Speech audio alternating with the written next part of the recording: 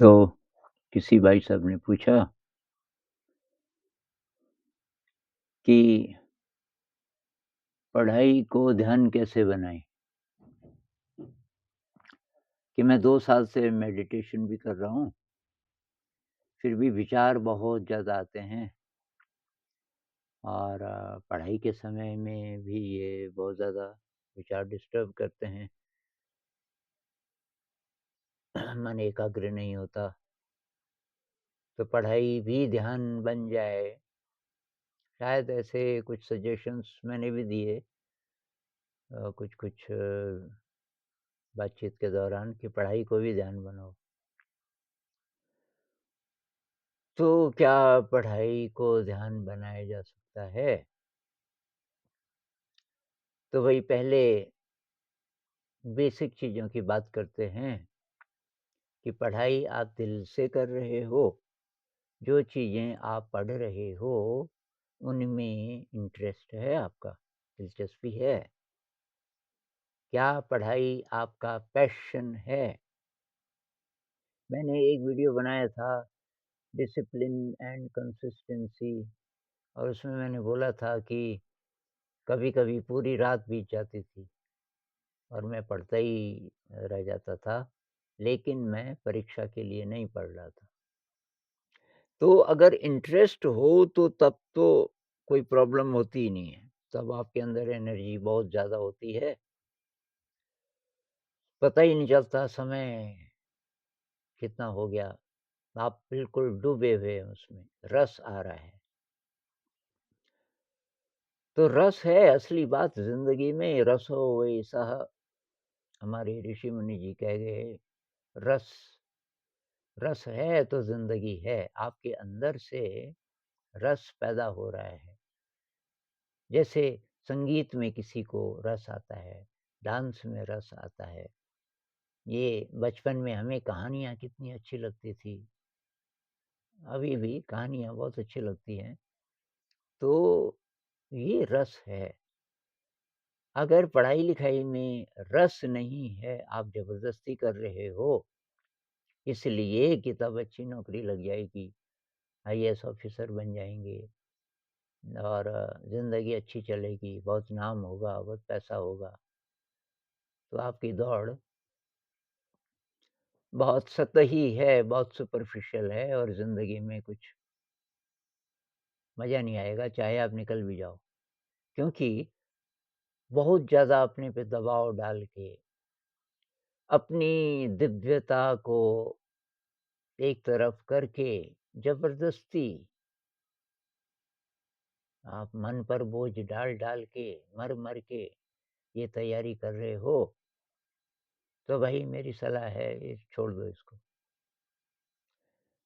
मैंने एक वीडियो बनाया था कि खुशहाल ज़िंदगी के रास्ते, हज़ारों रास्ते हैं। किसी ने पूछा कौन से रास्ते?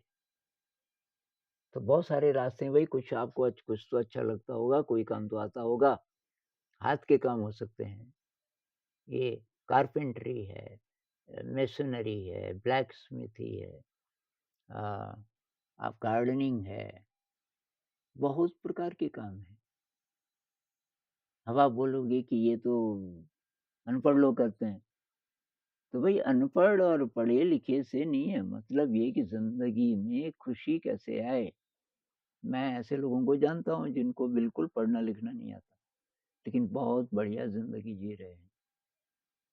एक भाई साहब हैं, मिस्त्री हैं, पढ़ना-लिखना नहीं आता, मेरे दोस्त हैं, बीच-बीच में आते हैं, बहुत पैसा कमा रहे हैं और ज़िंदगी बहुत अच्छी है, बहुत खुश हैं और लोग उनको काफ़ी सम्मान भी देते हैं क्योंकि बहुत बढ़िया मिस्त्री हैं, ईमानदारी से काम करते हैं। तो बहुत सारे काम हैं। तो एक बात तो ये, बेसिक चीज़, आपका इंटरेस्ट है कि नहीं है? थोड़ा-थोड़ा है, ज़रा-ज़रा है तो उसको बढ़ाओ। दूसरी बात आपका ब्रेन कितना तैयार है, ये और गहरी बात है। हमारा जो ब्रेन है, वो गड़बड़ हो चुका होता है कॉलेज तक पहुँचते-पहुँचते। क्योंकि बचपन से ही जो राइट ब्रेन है, उसको नरिशमेंट नहीं मिलता। ये जो लेफ्ट ब्रेन जिसको बोला जाता है, कि जिसमें ये पढ़ाई-लिखाई है आपकी, ये लॉजिक वाला, तर्क वाला, जिसकी मदद से आप कॉम्पिटिटिव एग्ज़ाम की तैयारी करते हो, वो सब लेफ्ट ब्रेन माना जाता है। हालाँकि लेफ्ट ब्रेन और राइट ब्रेन मिलकर के काम करते हैं, लेकिन राइट ब्रेन को अगर आपने नरिशमेंट दिया हो, तो वो सपोर्ट करेगा और राइट ब्रेन बहुत ज़्यादा शक्तिशाली है। राइट ब्रेन माँ की तरह है, जिसने कि लेफ्ट ब्रेन को एक तरीके से जन्म दिया। तो राइट ब्रेन का सपोर्ट होगा तब रस आएगा, तब इंटरेस्ट आएगा। राइट ब्रेन क्या चीज़ है? जिसमें कला पक्ष है, मतलब संगीत है, कला है, क्रिएटिविटी है। अब ये तो स्कूलों से ही खत्म हो जाता है, क्रिएटिविटी बहुत कम होती है। थोड़ा बहुत कला कहीं होगा भी, तो वो भी ऐसा वाला है कि थोपा हुआ। बच्चा अपनी मर्ज़ी से कुछ बना रहा है, संगीत कर रहा है, उसको फ्रीडम है, ये वाला माहौल घरों में। टीवी तो होगा, अब आज के ज़माने में ये फ़ोन वगैरह तो होगा, कोई म्यूज़िकल इंस्ट्रूमेंट आपको बहुत कम मिलेगा। तो पेरेंट्स से ही शुरू हो गई बात, पेरेंट्स ही क्रिएटिव नहीं है कि जी मम्मी या पापा खूब बढ़िया जॉब करते हैं। करते होंगे, घर में बच्चों के लिए कैसा माहौल है? क्रिएटिव माहौल है। बच्चे घर में म्यूज़िक करते हैं, डांस कर सकते हैं, ड्रामा करते हैं, आर्ट करते हैं। रंग रखे हुए हैं उनके लिए, कैनवस, ये कागज़, बढ़िया कागज़, ब्रश, रंग, म्यूज़िकल इंस्ट्रूमेंट, इसकी ज़रूरत है। अगर आपको मेरी बात समझ आ रही है पेरेंट्स को, तो आने वाली पीढ़ी के लिए उनका ब्रेन गड़बड़ ना हो जाए कॉलेज तक पहुँचते-पहुँचते, क्रिएटिविटी साथ-साथ चलनी चाहिए। आइंस्टाइन कहते हैं, आइंस्टाइन की इंस्पिरेशन जो नई-नई चीज़ें आती थी दिमाग में, एक बहुत बड़ा कारण था वायलिन बजाते थे वो संगीत बहुत बजाते थे। तो ये क्रिएटिविटी, अब क्या करें? आप बोलोगे वो तो हुआ जो हुआ, बचपन जैसा भी गुज़रा, अब क्या करें? भई अब शुरू करो। ब्रेन रिवायर हो सकता है। अच्छी खबर ये है कि कैसी भी ज़िंदगी गुज़री आपकी 16-17 साल तक, वयस्क हो गए, 18 साल के हो गए, ब्रेन का जो हार्डवेयर है वो तैयार हो गया, ऐसा माना जाता था अभी तक कि जितनी कोशिकाएँ जो स्ट्रक्चर है ब्रेन का 18 साल तक तैयार हो जाता है, फिर नहीं बदलता। टेक्स्ट बुक्स में अभी भी ऐसा हो सकता है, जो 90 के दशक से पहले की टेक्स्ट बुक्स हैं। ये बात गलत है। ब्रेन बदला जा सकता है 1 ही घंटे में भी। 1 घंटे के मेडिटेशन से ब्रेन इतना ज़्यादा बदल सकता है कि विश्वास ही ना आए कि ऐसा कैसे, जो आजकल स्क्रीन में देखते हैं, कोई ध्यान कर रहा है, उसके सिर पे कुछ लगा देते हैं ये यंत्र, और उधर स्क्रीन में देखते रहते हैं क्या-क्या परिवर्तन आ रहा है। 1 घंटे में बहुत बड़े-बड़े परिवर्तन आ जाते हैं। तो मेडिटेशन कीजिए, क्रिएटिविटी बढ़ाइए ज़िंदगी में। क्रिएटिविटी और मेडिटेशन के अलावा ये कृतज्ञता बहुत कमाल की चीज़ है। इस पे एक वीडियो है, कृतज्ञता से कैसे दिमाग तेज होता है। ये चीज़ें करेंगे राइट ब्रेन की, तो आपके ब्रेन में अच्छे न्यूरोट्रांसमीटर्स बनने शुरू होंगे, जैसे सेरोटोनिन, डोपामाइन। क्रिएटिविटी और मेडिटेशन से ये दोनों बढ़ते हैं। सेरोटोनिन, डोपामाइन, इनसे क्या होता है?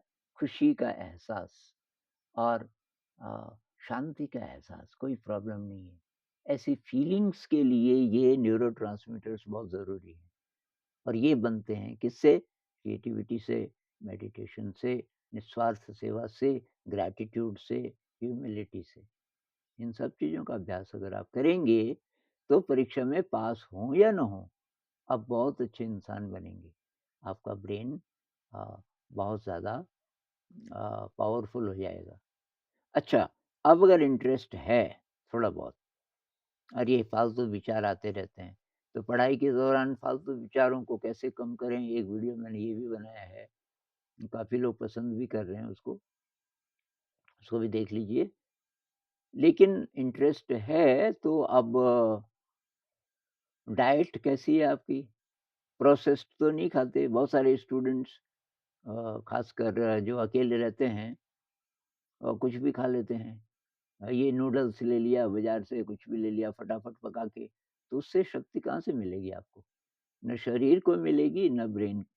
शरीर और दिमाग एक साथ हैं, एक साथ हैं, एक ही चीज़ है मतलब जो हमारा अनकॉन्शियस ब्रेन है, ब्रेन कह लो, माइंड कह लो, वो पूरे शरीर में फैला हुआ है।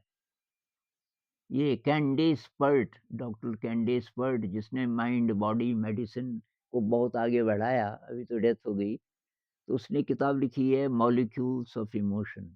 उसमें वो कहती है कि जो अनकॉन्शियस माइंड है वो पूरे शरीर में फैला है। और वो सजेस्ट करती है कि म्यूज़िक सुनो, जिसमें आपको बहुत मज़ा आए, ऐसा म्यूज़िक इंस्ट्रूमेंटल, पूरे शरीर, पूरा शरीर आपका बदलना शुरू हो जाएगा, केवल दिमाग नहीं। तो अगर आपको थोड़ा-थोड़ा रस आना शुरू हो गया तो इन चीज़ों का ध्यान रखिए। भोजन बिल्कुल नेचुरल लीजिए, अंकुरित भोजन बहुत ही बढ़िया है शरीर के लिए भी और दिमाग के लिए भी। अंकुरित मूँग पे मैंने एक वीडियो बनाया था, वो भी देख लीजिए। एक्सरसाइज़ बहुत ज़रूरी है। एक बेस्ट एक्सरसाइज़ क्योंकि आपको बहुत टाइम तो मिलेगा नहीं ज़्यादा एक्सरसाइज़ का, म्यूज़िक लगा दीजिए instrumental, fast music. Fast music मतलब कोई भी राग चल रहा है उसका अंतिम 4-5 मिनट वो फ़ास्ट होता है। तो उसको लगा दीजिए और उसके साथ एक्सरसाइज़ कीजिए। तो बीच-बीच में उसी को लगा दीजिए। जैसे 1 घंटे से पढ़ रहे हो, 5 मिनट का कोई अच्छा पीस हो अ, वायलिन, सितार कुछ भी बांसुरी और उसके साथ आप डांस विगरस एक्सरसाइज़ कर सकते हो। उससे आपको एनर्जी मिलेगी और परीक्षा परीक्षा मत सोचो। फेल और पास होने की चिंता मत करो। अगर आपको बढ़िया परफ़ॉर्मेंस देनी है परीक्षा में, तो परीक्षा को भूल जाओ, ज्ञान के लिए पढ़ो, उसका बहुत फ़ायदा होगा। मैंने तो भाई किसी परीक्षा के लिए पढ़ा नहीं ज़िंदगी में, मैंने जो पढ़ा ज्ञान के लिए पढ़ा और परीक्षा में भी अच्छे नंबर आ गए, हालाँकि वो मेरा उद्देश्य नहीं था। मेरा ये था मुझे कभी नौकरी नहीं करनी ज़िंदगी में, मैं सीखता जाऊँगा और मैंने वही किया अभी और वो सब काम आया। ये जो अब जो एपीवी हमारा जो स्कूल का प्रयोग है, इसमें बहुत इनोवेटिव चीज़ें आई और म्यूज़िक क्रिएट करने में मेरा बहुत इंटरेस्ट था। वो सब भी काम आया यहाँ अ, मतलब मुझे अच्छा लगा और बच्चों के लिए नए गीत बन गए। तो अगर आपकी केवल ये परिभाषा है किसी भी तरीके से यार एक बार निकल जाएँ परीक्षा में बस एक बार ऑफ़िसर बन जाएँ तो सब सॉल्व हो जाएगा, कुछ सॉल्व नहीं होगा। आप स्ट्रेस में ही रहोगे, चाहे आप कहीं भी चले जाओ।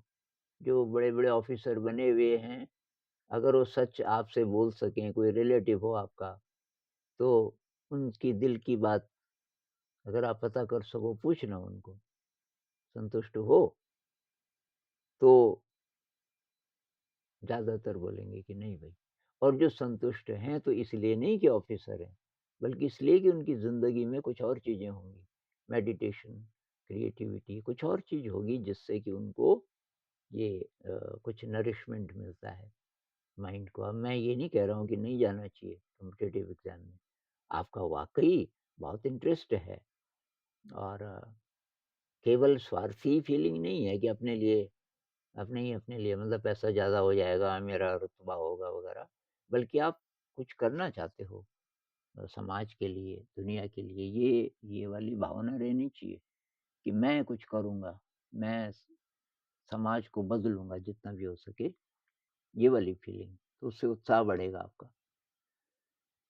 तो कुल मिलाकर के पहली बात आपका इंटरेस्ट होना भई बहुत ज़रूरी है, इंटरेस्ट अगर बिल्कुल नहीं है तो छोड़ दो, कोई दिशा बदलो, इंटरेस्ट है तो उसको बढ़ाओ और इन चीज़ों का ख़्याल रखो अच्छी डाइट लो, ब्रह्मचर्य कई जवान लड़कों का बहुत कमज़ोर होता है और इस पे भी एक वीडियो है मेरा, इस पे मैंने काफ़ी रिसर्च की। यूट्यूब में आप देखोगे वो बोलते हैं जी कुछ नहीं है इसमें, अब आपकी मर्ज़ी है बाकी मेरे लिए 10 से ज़्यादा ऐसे लोगों के कमेंट्स आए हैं कि बर्बाद हो गए, शरीर भी ख़त्म हो गया और दिमाग भी बहुत स्लो हो गया, ब्रह्मचर्य का पालन नहीं कर पाए। भई इसका पालन करो, अच्छी डाइट, ब्रह्मचर्य, क्रिएटिविटी, म्यूज़िक, कोई इंस्ट्रूमेंट भी, आप हारमोनियम के साथ सरगम करना शुरू कर दो। सा पूरे शरीर से रे ऐसे सारेगामापधनिसा जितनी साँस है 1 सुर पे और इससे आपको बहुत ज़्यादा संतुष्टि मिलेगी और दिमाग बढ़ेगा, दिमाग बढ़ेगा। आपने 5 मिनट किया सरगम, इतने में आपका सेरोटोनिन, डोपामाइन बढ़ने शुरू हो जाएँगे। तो इन सब चीज़ों का अगर आप ख़्याल रखोगे, तो फालतू विचार कम आएँगे, आपका कंसंट्रेशन बढ़ेगा और आपकी ज़िंदगी में थोड़ा-सा रस आएगा।